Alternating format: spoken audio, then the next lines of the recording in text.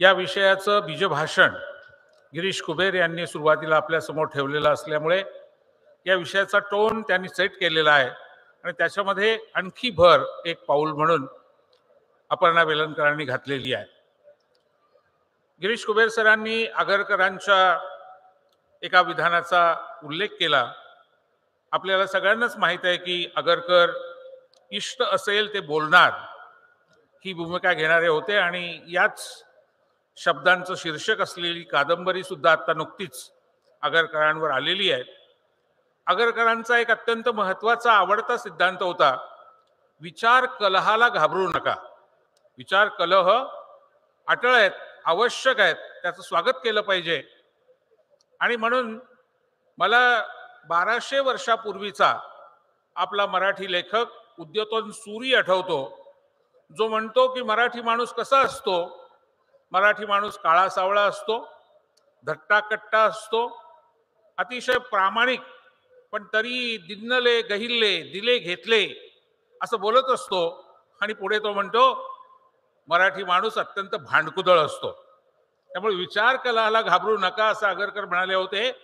तर विचार कला हीच मराठी माणसाची ओळख आहे आणि ती मला अत्यंत स्वागतार्ह वाटते, कारण त्याच्यातूनच आपण पुढे जाऊ शकू।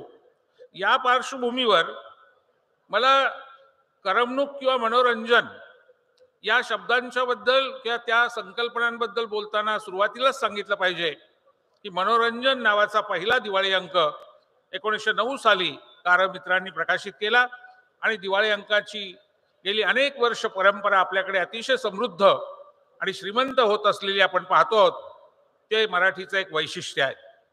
करमणूक मासिकामधून हरिनारायण आपटे यांच्यासारख्यांनी पण लक्षात कोण घेतो यासारख्या कादंबऱ्या क्रमशः लिहिलेल्या आहेत। हे जर आपण लक्षात घेतलं तर करमणूक किंवा मनोरंजन याच्याशी मराठी माणसाचं काही वैर नाही। माझा मुद्दा येतो असा की आता करमणूक किंवा मनोरंजन या शब्दांची व्याख्याच बदलली आहे की काय, त्याची परिभाषाच बदलली आहे की काय। म्हणजे उदाहरणार्थ वैचारिक अशा प्रकारची घुसळण करणं, चिमटे काढणं, टीका करणं, ह्युमर, अतिशय उपरोधानं विनोदानं लिहिणं हे आपल्याकडे किती जुनं आहे। तर गाथा सप्तसती आपला मराठीतला पहिला ग्रंथ 2000 वर्षापूर्वीचा, त्याच्यामध्ये एक गाथा आहे की शेतकऱ्यानं बायकोला नवीन लुगडं आणलं, आपल्याला नवं लुगडं मिळेल असं तिला अजिबात अपेक्षित नव्हतं। तिला इतका आनंद झाला, इतका आनंद झाला की तिने लुगडं नेसून लगेच ती मैत्रिणीनं दाखवायला निघाली। गाथा पुढे म्हणते, कविता पुढे म्हणते, मुलगी शेलाटी होती, चवळीच्या शेंगेसारखी होती, पण लुगडं नेसल्यानंतर आनंदानं ती इतकी फुगली की रस्त्यात मावेनाशी झाली। 2000 वर्षापूर्वीचा हा विनोद किंवा हा आपला एका बाजूला अतिशयोक्तीचा वारसा। पण आता असं होतंय का की करमणूक किंवा मनोरंजन याला निर्बुद्धपणा, विचार न करणं आणि मग वास्तवाचं अपर्णाताई म्हणाल्या किंवा प्रसन्नाने सांगितलं तसं अतिसुलभीकरण करणं किंवा सनसनाटीकरण करणं असं घडतंय का? तर मला स्वतःला असं वाटतं की याचं उत्तर बऱ्याचदा हो असं द्यावं लागतं। अर्थात अपवाद आहेत, अपवाद असतात। आजही कुणी जर प्रणव रॉय, रवीश कुमार, NDTV, द हिंदू अशी उदाहरणं दिली तर काही चिडून जायचं कारण नाही। वायरचं उदाहरण आताच प्रसन्नाने दिलं, पण हा मध्यवर्ती प्रवाह आहे का मित्र हो? 2 फुले आंबेडकरी पत्रकारितेतल्या गोष्टी अगदी थोडक्यात सांगतो म्हणजे माझा मुद्दा अधिक स्पष्ट होईल। बाबासाहेब आंबेडकर बहिष्कृत भारतचं जेव्हा संपादन करत होते त्यावेळेला कुलाबा समाचार नावाच्या एका वर्तमानपत्राने अशी बातमी दिली की पिठ्या महाराला साप चावला, त्याला मांत्रिकाकडे नेलं तर मांत्रिक म्हणला याला चांभार जातीचा साप चावलाय। सत्यशोधक म्हणतात, आंबेडकर म्हणतात जातीपाती गेल्या पाहिजेत, त्या जाणार नाहीत, जी जात नाही ती जात, कारण इथे सापामध्ये जर चांभार आहेत तर माणसातल्या जाती जाळू शकत नाहीत। बाबासाहेबांनी बहिष्कृत भारतमध्ये ज्याला उत्तर दिलंय ते मला स्वतःला असं वाटतं की माझ्यासाठी एक आदर्श अशा प्रकारचं उत्तर आहे। बाबासाहेबांनी बहिष्कृत भारतमध्ये असं लिहिलं, एखाद्या माणसाला साप चावला असेल तर त्याला डॉक्टरकडे न्यायला पाहिजे होतं, मांत्रिकाकडे नेलं हे चुकलं।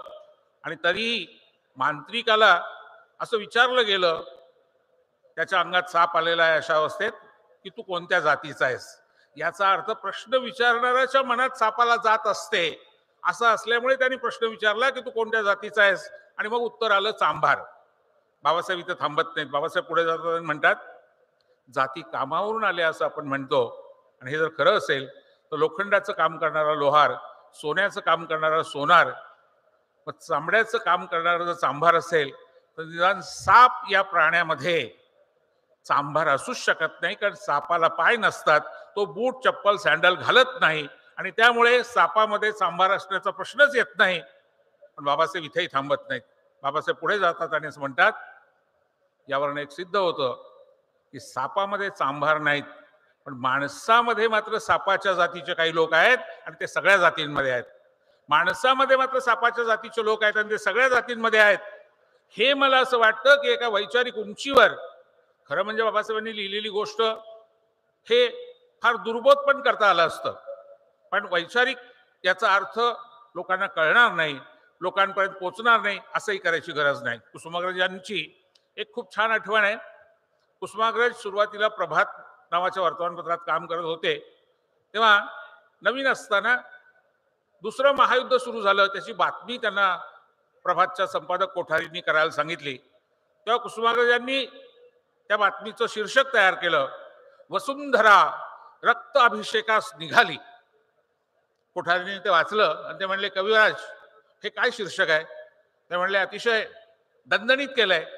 कोठारींनी ते खोडलं आणि दुसरे महायुद्ध सुरू झाले असं शीर्षक दिलं. मला हे स्वतः कुसुमाग्रजांनी सांगितलेलं आहे, काही नवीन नाही, तुम्हालाही माहित असणार.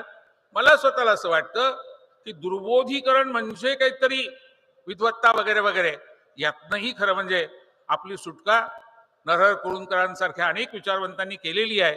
पण तरी सुद्धा आम्ही प्रिंट मीडिया, इलेक्ट्रॉनिक मीडिया किंवा आताचा सोशल मीडिया याचा जेव्हा विचार करतो, तेव्हा 5 उद्दिष्ट डोळ्यासमोर ठेवून या माध्यमांनी काम करावं असं मानलं गेलं. तसं ते काम झालं सुद्धा. टू एज्युकेट द मासेस, लोकशिक्षण, टू अवेअर द मासेस, लोकजागृती, टू ऑर्गनाइज द मासेस, लोकांना संघटित करणं. तुम्ही लक्षात ठेवा, स्वातंत्र्य चळवळीतले सगळे नेते हे महान संपादक होते. मग लोकमान्य टिळक असतील, महात्मा गांधी असतील, पंडित नेहरू असतील, बाबासाहेब आंबेडकर असतील, हे सगळे अतिशय मोठे संपादक होते, आणि त्यांनी लोकांना संघटित केलं. To organise the masses, to inform the masses, लोकांना काही एक माहिती देणं, आणि टू एंटरटेन द मासेस, लोकांचं करमणूक करणं किंवा मनोरंजन करणं, हे सुद्धा एक माध्यमांचं काम होतं आहे, ते नाकारण्याचं कारण नाही. पण आता असं होतंय का की जीव घेण्या स्पर्धेच्या काळामध्ये, टीआरपीच्या या प्रचंड स्पर्धेमध्ये रेव्हेन्यू, महसूल ओढून आणण्याच्यासाठी सातत्यानं जीव घेण्या अशा या पद्धतीमध्ये आपण पुढे राहावं, आणि म्हणून आपल्याकडे प्रेक्षक किंवा वाचक खेचून घ्यायचा आहे, याच्यासाठी निर्बुद्ध करमणूक, निर्बुद्ध मनोरंजन याच्याकडे आपण वळतोय का? आणि हा खरं तर मला असं वाटतं की महत्वाचा प्रश्न आहे. बंधू भगिनीनो, तुम्ही पाहिलेला असेल डर्टी पिक्चर नावाचा विद्या बालनचा खूप छान सिनेमा आला होता. त्याला राष्ट्रपती पुरस्कार पण मिळाला होता, नॅशनल अवॉर्ड मिळालं होतं. त्याच्यामध्ये एक खूप छान संवाद होता. ती सिल्क स्मिता, म्हणजे त्या ज्या नायिकेच्या जीवनावर तो सिनेमा आधारलेला आहे, ती असं म्हणते की ही जी फिल्म आहे, हा जो सिनेमा आहे, तो चालेल त्याचं कारण लोकांना एंटरटेनमेंट हवी असते, आणि मी एंटरटेनमेंट आहे. मला स्वतःला असं वाटतं की to educate the masses, to aware the masses, to organise the masses, to inform the masses and to entertain the masses मध्ये आता पहिलं सूत्र मनोरंजन, दुसरं सूत्र मनोरंजन, तिसरं सूत्र मनोरंजन, चौथं सूत्र मनोरंजन, आणि मग थोडंफार इन्फॉर्मेशन, असं जर होत असेल तर कुठेतरी तो तोल ढासळतोय. अशा प्रकारचा काही एक मुद्दा या संयोजकांच्या मनात आहे की काय, त्याच्याकडे मला आपलं लक्ष वेधायचंय. 2 गोष्टींचा उल्लेख करून मी थांबणार आहे. सयाजीराव गायकवाड हे या नाशिक जिल्ह्यातले आणि पत्रकारितेचे लेखकांचे फार मोठे आश्रयदाते. त्यांनी बडोद्यामध्ये जागृती नावाच्या वर्तमानपत्राला खूप मोठी ताकद दिली भगवंतराव पाळेकरांच्या. भगवंतराव पाळेकर हे सत्यशोधक पत्रकार. एकदा असं झालं की बडोद्यामध्ये महाराज जात असताना एका चौकामध्ये प्रचंड गर्दी होती, ट्रॅफिक जाम झालेलं होतं. तेव्हा महाराजांनी दिवाणांना बोलवलं आणि सांगितलं की इथे रस्ता रुंदीकरण का करत नाही. ते म्हणाले, सर इथे व्यापाऱ्यांच्या जमिनी आहेत आणि त्या खूप महाग आहेत आणि त्या जमिनी आपल्याला जर घ्यायच्या असतील तर बाजारभावाने पैसा देणं शक्य नाही, दरबारकडे एवढा पैसा नाही. तेव्हा भगवंतराव पाळेकर त्यांना असं म्हणाले, मी तुम्हाला माझ्या वर्तमानपत्राचा याच्यासाठी उपयोग करून देतो. आणि दुसऱ्या दिवशी भगवंतराव पाळेकरांनी अगदी मोठी बातमी छापली, अमुक अमुक चौकामध्ये ज्या जमिनी आहेत लोकांच्या आजूबाजूला त्यांच्यावर लावलेला कर हा अतिरिक्त आहे, अवाजवी आहे, अशा तक्रारी आलेल्या आहेत आणि त्याचं फेरमूल्यमापन करण्याची महाराजांची तयारी आहे. तेव्हा व्यापाऱ्यांनी त्या जमिनीच्या खऱ्या किमती कळवल्या, म्हणजे त्याप्रमाणे कर लावला जाईल. 15 दिवसाची मुदत दिली गेली. सगळ्या व्यापाऱ्यांनी कमीत कमी किमती कळवल्या. परिणामी 16व्या दिवशी बातमी झळकली, तुम्हीच कळवलेल्या किमतीला या जमिनी सार्वजनिक हितासाठी रस्ता रुंदीकरणासाठी विकत घेण्यात येत आहेत. मला स्वतःला असं वाटतं की ही उदाहरणं ही फक्त सत्यशोधक पत्रकारांची किंवा फुले आंबेडकरांचीच आहेत असं नाही. आपल्याकडे अगदी बाळशास्त्री जांभेकरांपासनं आगरकरांपासनं अनेकांच्या बाबतीमध्ये आपल्याला हे सांगता येईल. तशी मराठीमध्ये अतिशय वैभवशाली आणि अभिमानास्पद अशी परंपरा होती आणि आहे. पण आता मात्र काही प्रमाणामध्ये गिरीश कुबेर सर म्हणाले त्याप्रमाणे हा जो काही तानाबाना आहे त्याच्यामध्ये एक अंतर्गत अशा प्रकारची नवी विसंगती तयार होऊन त्याच्यातनं आपण एका बाजूला झुकतो आहोत की काय. आणि मग शेवटचा मुद्दा, चालतं काय, लोकांना आवडतं काय ते दिलं पाहिजे. मग cinema, cricket, crime, sex, politics, मग हे लोकांना आवडतं म्हणून हेच दिलं पाहिजे असा कल होणं हे आपण याच्यासाठी समजून घेतलं पाहिजे. मी त्याचं समर्थक नाही आहे, पण मी ते अशासाठी समजून घेतोय की लोकांपासून फटकून राहून वर्तमानपत्र चालू शकतील का, कुठल्याही वाहिन्या चालू शकतील का. कारण शेवटी तो एक व्यवसाय पण आहे आणि तो व्यवसाय चालवायचा असेल तर कुठेतरी रेव्हेन्यू मिळवणं, महसूल मिळवणं ही पण तितकीच महत्वाची गोष्ट आहे. आणि म्हणून लोकांपासून फटकून राहून तुम्ही तग धरू शकणार नाही. पण म्हणून लोकांसोबत राहायचं याचा अर्थ लोकांचा सतत आरती ओवाळण्याचा किंवा लोकांचा फक्त जय जयकार करण्याचा आणि त्यांना सतत खुश करत राहण्याचाच प्रयोग केला पाहिजे असं नाही. इथे एकच उल्लेख करतो, मला स्वतःला असं वाटतं की आजच्या या महानगरी जीवनशैलीमध्ये प्रचंड वाढलेल्या जीवन संघर्षामध्ये हे खरं आहे की आपल्यावरचे ताणतणाव वाढल्यामुळे एन्जॉयमेंट, सतत एन्जॉयमेंट आणि मग त्या एन्जॉयमेंटसाठी प्रचंड अशा प्रकारची निर्बुद्ध करमणूक, टोकाचं असं मनोरंजन हे कोणालाच पटणारं नाही, कोणालाच आवडणार नाही. आणि गेली 7 वर्ष या देशामध्ये दिल्लीश्वरांच्या आरत्या ओवाळण्याचा जो कार्यक्रम हिंदी माध्यमांनी प्रचंड मोठ्या प्रमाणात वाहिन्यांनी चालवलेला आपण बघतो आहोत आणि त्याचं जे अनुकरण फार मोठ्या प्रमाणात होत आहे त्याच्यापासून सुद्धा स्वतंत्र असलेले लोक आहेत. मला स्वतःला असं वाटतं की त्यांना तुम्ही आपण बळ दिलं पाहिजे, तरच आणि तरच मग काय चुकतं हे सांगायचा नैतिक अधिकार आपल्याकडे असेल. शेवटचा उल्लेख करतो आणि थांबतो. पु ल देशपांड्यांनी 1970च्या दशकामध्ये अमेरिकेला जाऊन आल्यानंतर अतिशय सुंदर असं प्रवास वर्णन लिहिलंय. त्यात त्यांनी लिहिलंय, जाहिरातींचा अतिरेक आणि सुमारीकरण जे चालू आहे, सुमारांची सद्दी जी चालू आहे ती किती टोकाची आहे. तर त्यांनी उदाहरण दिलंय, एक मुलगी तिकडनं पळत येते, एक मुलगा इकडनं पळत येतो. तो मुलगा म्हणतो ती मला आवडते, ती मला आवडते कारण ती अमुक अमुक कंपनीच्या जुलाबाच्या गोळ्या वापरते. आता हा विनोद राहिलेला नाही, आता हे वास्तव व्हावं इतक्या आपण पुढे गेलेलो आहोत.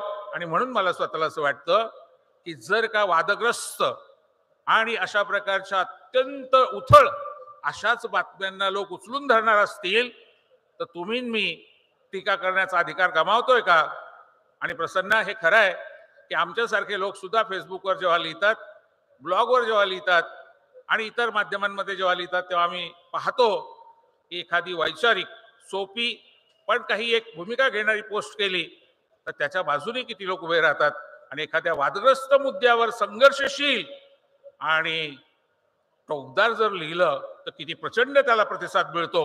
आणि मग स्वतःला मला असं वाटतं की समाजाचंच जर अशा पद्धतीनं अवमूल्यन समाजाने करून घ्यायचं ठरवलं असेल तर त्याला एकटी माध्यमं रोखू शकतील असं मला वाटत नाही. तेव्हा फक्त माध्यमांना दोष देणं हे जरी बरोबर नसलं तरी माध्यम नेतृत्व पण करतायत, ती ओपिनियन मेकर पण आहेत आणि त्यामुळे